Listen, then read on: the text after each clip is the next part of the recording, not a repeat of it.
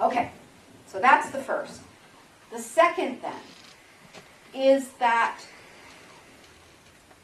we're going to go back to the coin analogy, where we're going to assign meanings to each side of the coin. So we're going to say one side of the coin is light, one side of the coin is dark or shadow.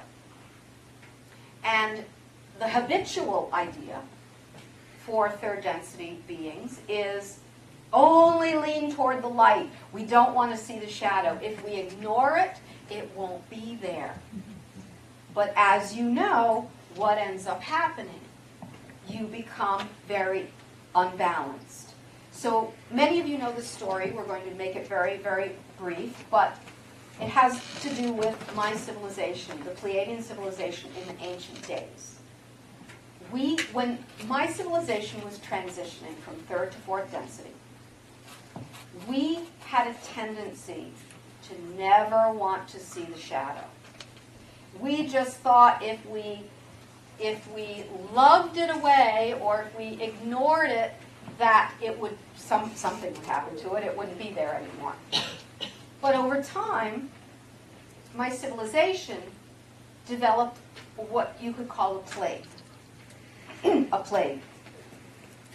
And this was a plague similar to an immune system plague, like you have had on your world as well.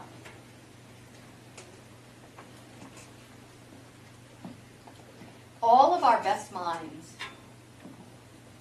doctors, healers, could not shift this. And my civilization was in a lot of pain because of it. And finally, as you know, when you get desperate, you reach out to the higher energies. So we reached out to, you might call them guides or beings that guided our civilization that we were aware of.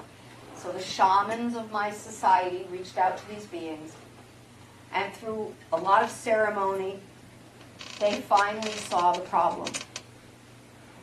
And therefore, for us, the key to transitioning was that we had to stop putting our shadows in the closet or under the rug. That we had to really go into them and feel what we did not allow ourselves to feel without blaming ourselves for creating it and learning the lessons that we weren't willing to learn. And then a miracle happened. As we did this over time, my civilization began to heal. And as it healed, it was amazing because it was as if the clouds came away from our eyes and we could see ourselves as part of the universe in a way that we could never see it before because we were so clouded by what we had hidden away and didn't want to see or feel. So therefore, this is kind of an extension of the first one. The first one was healing polarized thought. The second one is integrating light and shadow. So this is standing, again, on the edge of the coin, but valuing and loving both sides of the coin. So now what we're going to do is, instead of a coin, we're going to make it a sphere. And we could even go even further than that and make that sphere into that beautiful yin-yang symbol that you love so much in your world.